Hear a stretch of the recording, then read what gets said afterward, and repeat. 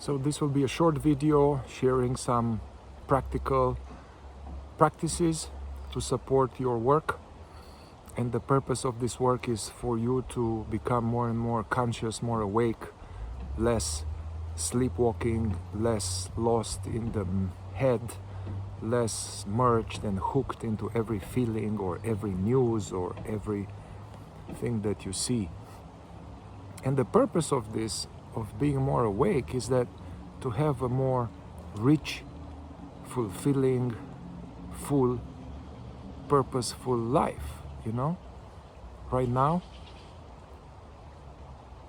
the universe is conscious and we are floating in an infinite of space, and the problem is we think we have lots of time, so that's why we waste it in meaningless pursuits and chasing happiness and fulfillment where it cannot be found. So here we go. This is for people coming to the 10-week below the surface somatic shadow work, but it is very helpful and doable for anybody out there. So I recommend you continue with 10-15 minutes minimum of meditation the way I taught it to you every day. And then I recommend you continue with incorporating this dynamic form of meditation, presence practice, or self-remembering. Self being not me, but the being, you know, being aware that you are, sensing your own presence, living from presence, as well as being awake to everything else in your what arises. So incorporating this type of self-remembering or meditation in walking, so set up some kind of route, either in nature or in a park, or going to work where you have 5-10 minutes to, without podcasts, without headphones, without distractions, simply be aware of the body walking, keep the body as relaxed as possible, feel the contact with the earth, and staying alert and watchful not to be taken by the associations in the past or future, and just practicing this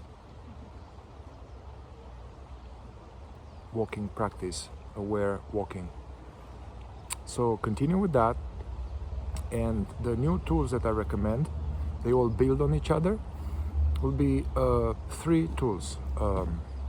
First one is stopping thoughts. Stopping thoughts is a very powerful exercise that is designed to combat the number one foe for those of you who are interested in being more conscious. This number one foe is that this constant stream of the mind taking us everywhere, and sooner or later in the misery lane, you know, this state of constant daydreaming and being lost in the mind. So what I recommend is that you sit down somewhere with the eyes open and just put even 3 minutes on the clock, 3-5 minutes on the clock, and simply just arrive. Take a few deep breaths, 5 deep, slow breaths, you enjoy the breath and you bring awareness to the fact that we are not breathing, we are actually being breathed. We are pumped, we are sustained by the universal energies. So being aware of that, collecting yourself, feeling the contact with whatever you are sitting on and the feet on the ground. And the aim is to, for 3 to 5 minutes, to stop thoughts while you remain present, without thinking, without associations, present to the present. Really deeply looking as a child, as a cat, deeply looking, taking it in, whatever, the leaf, the different shades of green, the berries, the clouds, just looking. And you may have thoughts arising. Yeah, you may have thoughts arising. The fact that we have thoughts is not a problem. Actually, it's one of the only species here that we have conceptual thinking and thoughts. And that is not a problem. The problem is that we are asleep and we are lost in thoughts all the time. So then instead of the thinking or the thoughts to be a tool, the thoughts and the mind, the monkey mind, is the boss, is the master. And the monkey mind is a bad master. So looking around,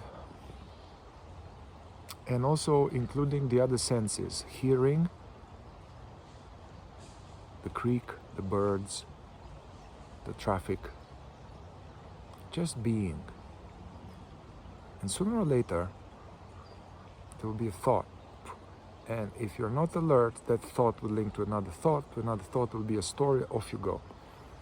So you try to, as soon as a thought arrives, you notice it and you don't stick to it. Don't cling to it.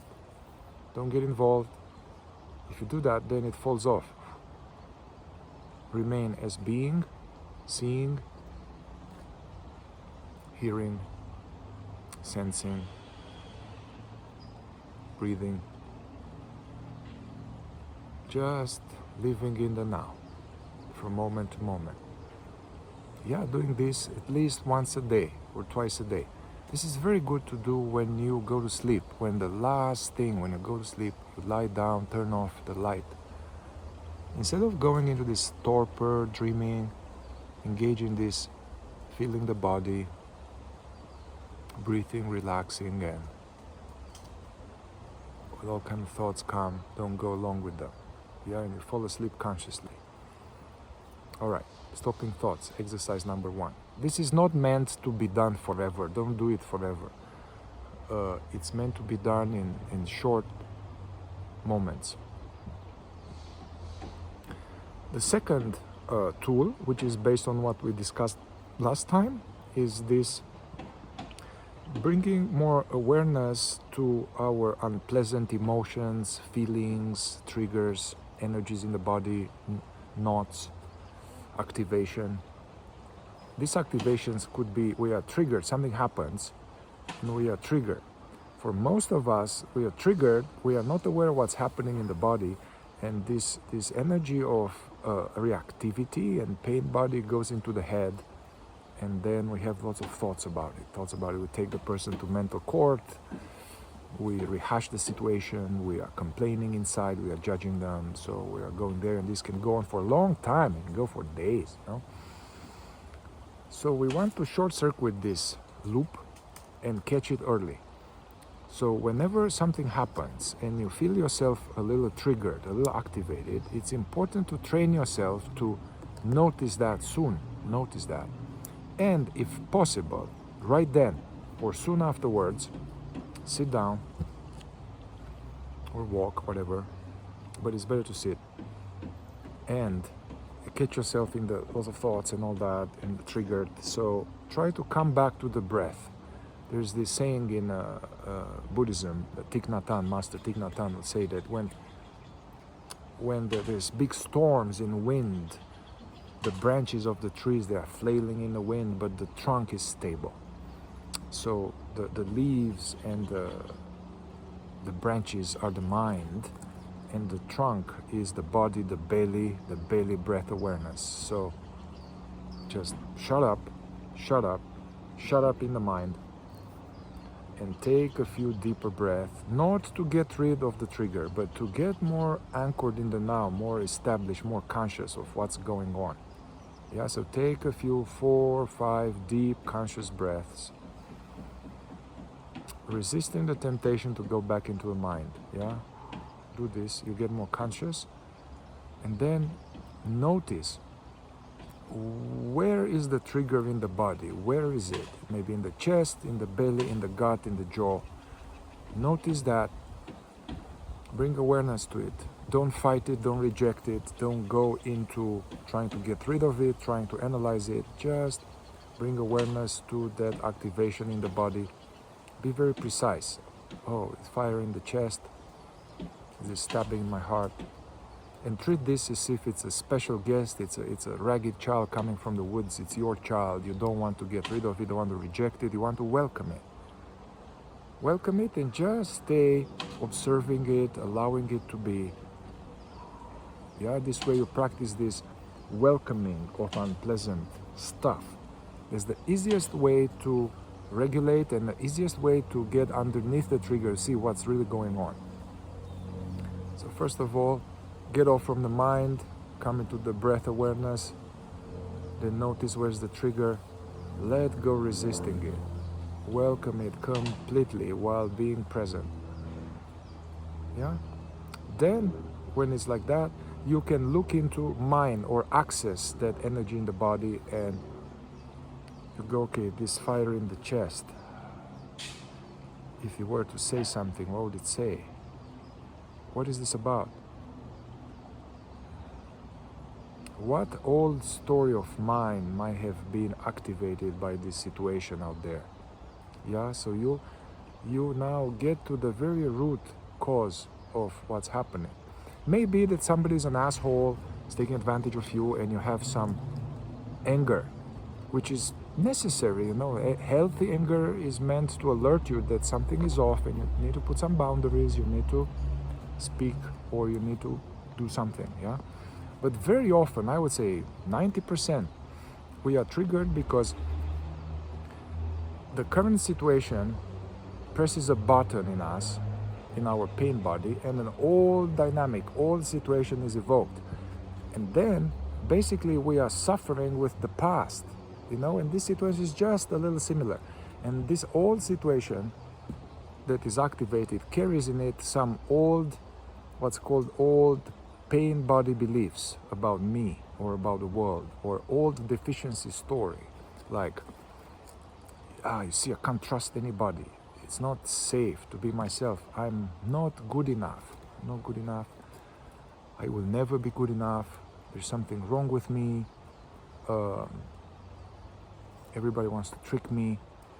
So just see whatever comes up spontaneously from your looking into that activation. And if such deficiency story comes up, then put it on a screen and just don't believe it, although you subconsciously believe it, but just see it in front of you. You're like, oh wow, I'm a trigger with my partner. I drop down from the head. There's this in my belly. What does it say? She wants to control me. Okay, just look at it. It's another thought. Doesn't mean that it's true. It's like on TV, you know, they say a bunch of stuff. Doesn't mean it's true. You see, oh wow, actually she doesn't want to control me. That's how I felt as a child. Huh, okay. Breathe and allow, yeah, and stay anchored into the somatic experience, into the now. Breathe and allow. Don't feed it. And return to this just being present to it. There are more steps further to go, but we are building gradually on each other. So this was the second exercise about not being identified with these overreactive energies, diminishing the pain body going to the head, and looking deeply into this energy and without resisting it. The third exercise is about one of the foes of modern day world that Buddha didn't speak about it, the sages didn't speak about it, this electronics, this Instagram, this cell phone, yeah? The cell phone is an extension of the mind. We already have spent so much time in the mind, and then now we have all of this application, all of these things that are an extension of the mind, so we are more lost in the mind. And also these phones, as you know, they are designed to be, that we get addicted. You know, if you haven't seen it, there is this documentary somewhere on Netflix, I believe, called The Social Dilemma, where they share some of the creators of these applications. They realize that they knowingly did that in order to get us addicted. Yeah, so this is a new addiction, and if you really want to become more conscious of it and to be more free from it, it's important to put some exercises around that. So in the video below, first of all, here below I will put several videos, relatively short videos, which are going more deep about each of these practices I offer. There's one on stopping thoughts or not taking the baits of the mind. There's one on this investigating the trigger. And then there's the one about phone addiction, and how to shift the situation from the phone being the master and we are being taken by the nose by it, to changing the situation so the phone is a tool, is a useful tool, but I am the master. Yeah. So there are many exercises depending on the type of the problem you have. But for many of us, the phone is like a shot of vodka, some tobacco, some kind of chocolate. It's a pacifier. Yeah. So we created this addiction, compulsion, and then also our sense of lack, our sense of pain body, unworthiness, anxiety, boredom. We don't like to feel these things, so we escape in the phone. Yeah, we grab the phone grabbing. So 2 exercises will be, first of all, it is really, really harmful for the brain and for spiritual life to start the day and grab the phone in the first half an hour. So try to refrain from doing that. Start by reading something meaningful, something Tao Te Ching from Buddha, from Eckhart Tolle, from some meaningful spiritual teaching that it inspires your soul. So start with that. Start with some practices. And then go for the phone. Definitely don't start the day with the phone and doom scrolling, and don't end the day with doom scrolling. That's a wasted life. Yeah? This will be one exercise. Another exercise will be to watch out and curb the phone grabbing. You'll see that without you knowing, you grab the phone and you look at it. Although you don't need it, nobody texted you, it's just phone grabbing. It's a compulsion. So put an exercise for this week. Whenever you see your hand is going there, you're like, no. Take a couple of breaths and return home, being present. You may notice some discomfort in the body. It's very important to notice if you refrain from taking the pacifier, get present and notice some discomfort in the body. That's what drives the show. So notice that, breathe, allow. So then install some way of being more intentional about the phone. Maybe you do it, you check whatever you are checking just twice a day, or don't go for phone grabbing. Or if you catch yourself phone grabbing, catch it, use it as an alarm clock. Practice stopping thoughts, seeing, being, living fully in the now.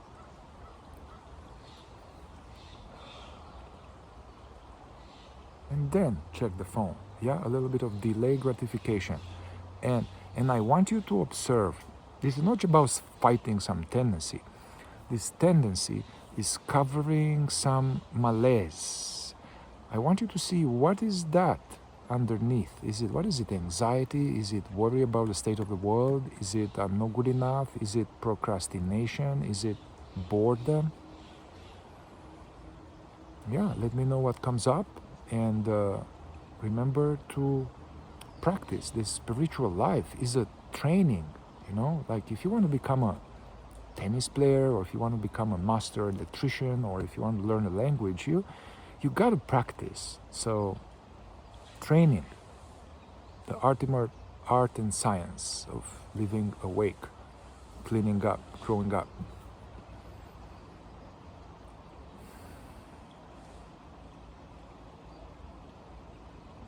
Thank you.